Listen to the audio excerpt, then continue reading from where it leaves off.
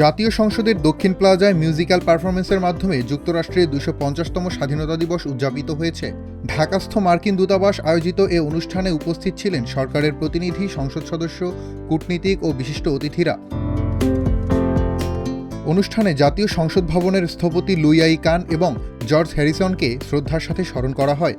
বক্তারা বাণিজ্য, বিনিয়োগ, জলবায়ু পরিবর্তন মোকাবেলা, শিক্ষা, প্রযুক্তি, সামুদ্রিক নিরাপত্তা ও মানব সম্পদ উন্নয়নের সহযোগিতা আরও বাড়ানোর উপর গুরুত্ব আরোপ করেন।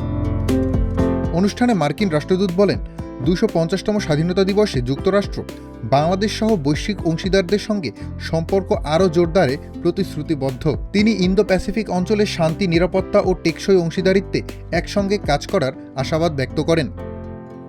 ডেস্ক রিপোর্ট, আজকের পত্রিকা।